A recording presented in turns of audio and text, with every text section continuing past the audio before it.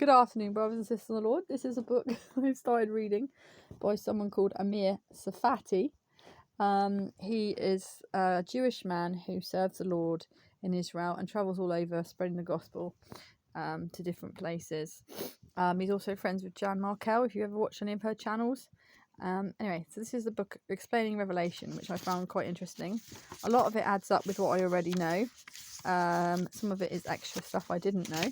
Like today, for example, I learnt that the 7 stars in Jesus' hands in the book of Revelation are the 7, it's actually not angels, it's pastors who will be pastoring the 7 churches. It says here the 7 stars are the angels of the 7, it says here, then the 7 stars are the angels of the 7 churches of the 7 lampstands, which you saw are the 7 churches.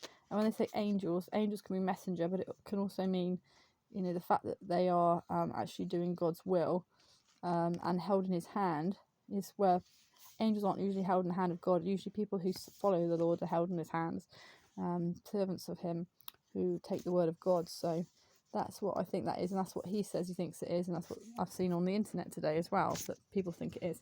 Anyway, it's a great description of Jesus here, so I'm going to show you that. So there we go. Description of Jesus. It's quite good. I'll let you read that. You can pause the video if you want to read it better. And then here as well, what Jesus said, a bit more description there. A lot of people bring Jesus down to like this little man in a box or whatever they think he is. And he isn't. He's God Almighty and creator of all things. One day he's coming back and he's going to reign in Israel, in Jerusalem, on the earth, or return to the Mount of Olives.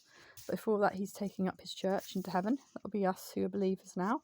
We'll be taking what's called the rapture. So anyway, that's what I've been. This is what made me laugh today, though. Every time I've ever gone and shared the gospel about Jesus, there's always been seagulls around, which really cracks me up. And my friend next door, who is a Christian, had crabs in his ears. So I drew some pictures of crabs, and there was a hermit crab I drew for him, you know, as a joke, because I was trying to cheer him up, because it was quite funny, you know. Bless his heart, he doesn't always have the best hygiene. Anyway, and this is what I read here. It says about when John was preaching, there's a part here where it said, instead of his congregation, he had a choir of seagulls along with some lizards and a handful of hermit crabs. And that just made me laugh, because everywhere I've gone and I've shared the gospel, there's been seagulls. So every time I hear a seagull, I always think about my walk with God and my evangelism with him. Anyway, I thought I'd share that. So yeah, it's worth getting it to buy it. It's on Amazon. It's quite a good book. Anyway, hope you're having a good day and be blessed. And remember, Jesus is coming back.